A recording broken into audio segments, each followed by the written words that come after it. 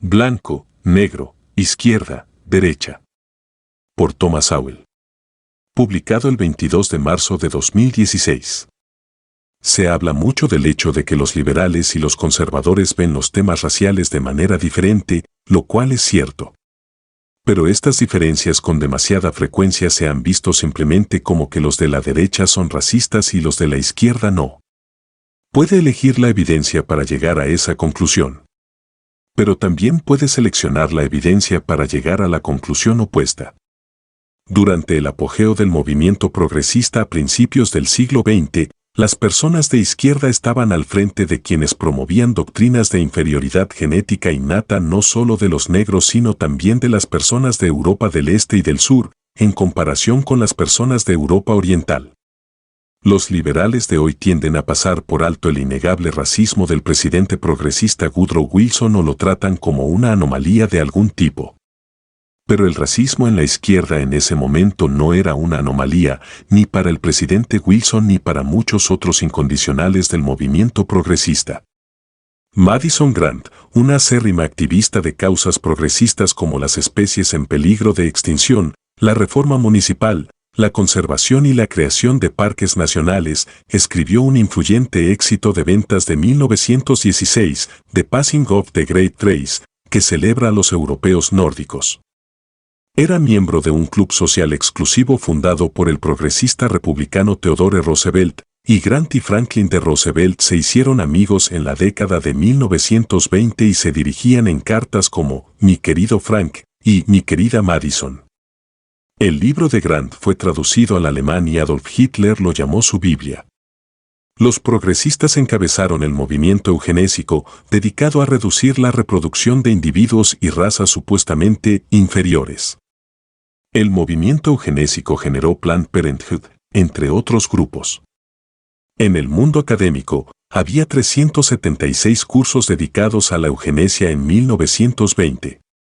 Entre los intelectuales progresistas que lucharon contra la admisión de inmigrantes de Europa del Este y Europa del Sur, calificándolos de genéticamente inferiores, se encontraban muchos académicos destacados, como los directores de organizaciones académicas como la Asociación Económica Estadounidense y la Asociación Sociológica Estadounidense. Los segregacionistas sureños que arremetían contra los negros a menudo también eran progresistas que arremetían contra Wall Street. En aquellos días, los negros votaban por los republicanos tan automáticamente como hoy votan por los demócratas.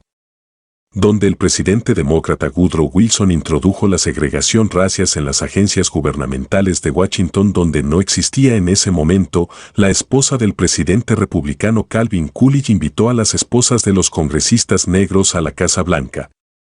Todavía en 1957, los republicanos patrocinaron la legislación de derechos civiles en el Congreso y los demócratas se opusieron a ella.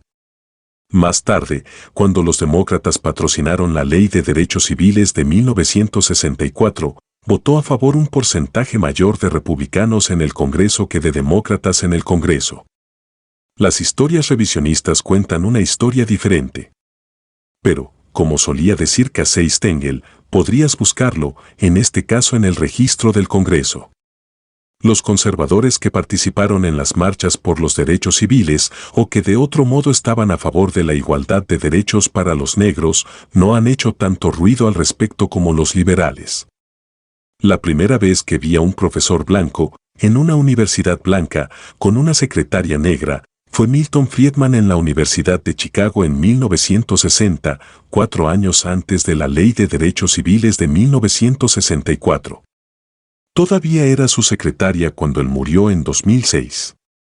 Pero, en todos esos años, nunca escuché al profesor Friedman mencionar, en público o en privado, que tuviera una secretaria negra.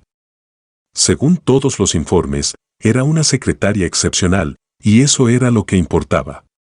La mayor diferencia entre la izquierda y la derecha hoy en día, cuando se trata de cuestiones raciales, es que los liberales tienden a ponerse del lado de los negros que están haciendo las cosas mal, los matones que la izquierda describe como mártires, mientras que la derecha defiende a esos negros con mayor probabilidad ser las víctimas de esos matones. Rudolph Giuliani, cuando era alcalde republicano de Nueva York, Probablemente salvó más vidas negras que cualquier otro ser humano al promover una vigilancia policial agresiva contra los matones, lo que redujo la tasa de homicidios a una fracción de lo que era antes. Mucho depende de si juzga por palabras resonantes o juzga por consecuencias reales.